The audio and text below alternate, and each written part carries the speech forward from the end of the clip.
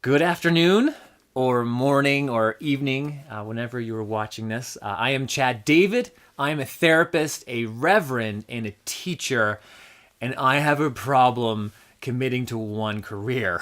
I know it's not normal, but that's kind of my thing in life. Fortunately, I've learned that it's okay to be different.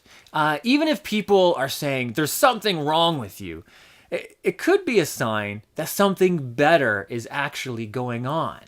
You just haven't found that yet. I learned this lesson in a powerful way 2 years ago. It all started when I had a really intense stomach pain.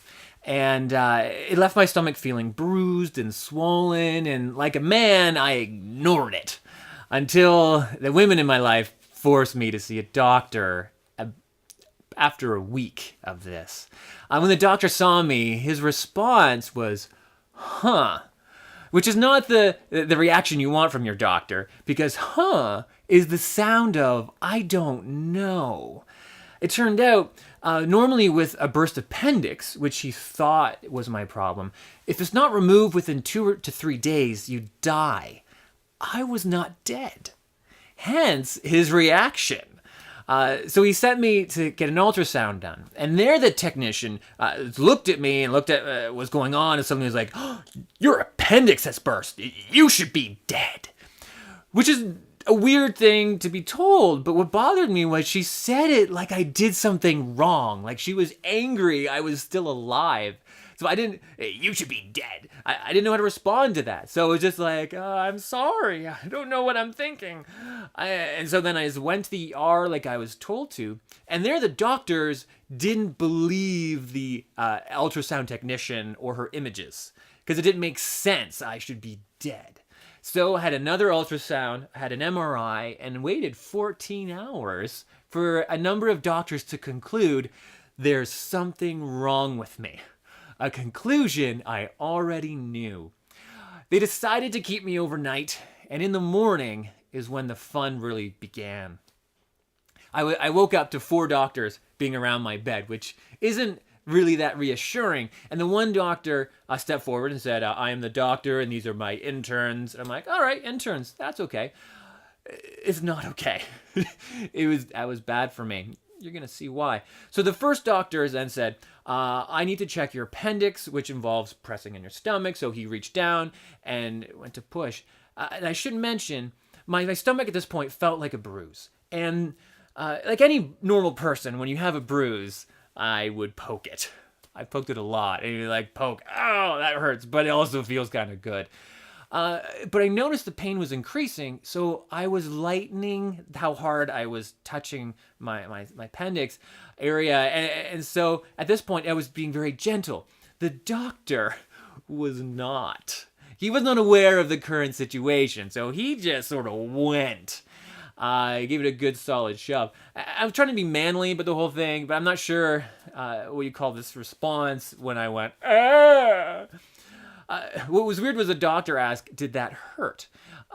Which, like, yes, it did hurt. That's why I made the face and noise.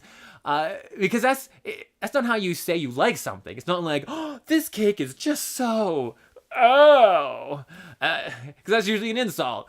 But it is what it is. And then the first intern actually stepped forward and said, I need to check your appendix. So then he reached down, and I was too in shock. He just pressed down, and I just went, ah. And he was like, did that hurt? I'm like, yes, it hurt. He's like, why are you doing this? And it didn't make any sense. But then the next intern stepped forward, and he was like, I need to check your appendix. And so he went to push, and I'm like, no, thank you. Because I didn't know what the proper response was at a time like this. So I said, no, thank you, to be polite. Although it was kind of like saying no to seconds on dessert. But then the first doctor tried explaining, for the interns, they all need the experience. And I was like, but I don't. And I don't want the experience. But as I'm saying this, the intern, bang, pushes on my stomach, catches me off guard. So I just go, ah! And so of course he asked, did that hurt? I'm like, yes! That is the sound of pain. They should teach this in medical school. If I go, that's bad. If I'm like, That's good. It's very simple. The third intern then stepped forward and said, I need to check your appendix. He was not as confident as the first two. It might be because I was giving him the death stare. But at this point, I'm like, is this a joke? Is there video cameras on me? And as I'm saying this, he just reaches down. But now my body has created a fear response, which is just a twitch. I'm lifting. It's not on purpose. I can't control it. It's just my whole body is just deciding, we don't want you touching the appendix area. It hurts. We're lifting up. But below your appendix is something else. The southern region below the appendix area is a little more on the private side. So when he reached down and I twitched up, he landed somewhere he didn't want to be, nor where I wanted him to be. So it was kind of like in the movies where we looked at each other, stopped, and then just started screaming. And like, that's not my appendix. And he's like, that's not your appendix. And I'm like, why are you still not touching my appendix? And he's like, I don't know. I'm only an intern. So we went screaming back and forth. And after it stopped, the doctor and the 3 half doctors decided that yes, something was wrong with me. But they didn't make it clear whether it was my stomach issue or just me in general. Later that day, a specialist came in and told me what was happening was my organs had formed a wall around my appendix, trapping in the poison, which was why I was still alive. And I'm like, doctor, what does this mean? He's like, well, it means you have a super body. I was like, what was that? He's like, you have a super body, which is kind of amazing to be told. So he just gave me some antibiotics, and then I ended up leaving the hospital with my appendix still inside of me. I still have it right now. But ultimately, the story helps prove that sometimes it's good not to be normal because something better could be going on.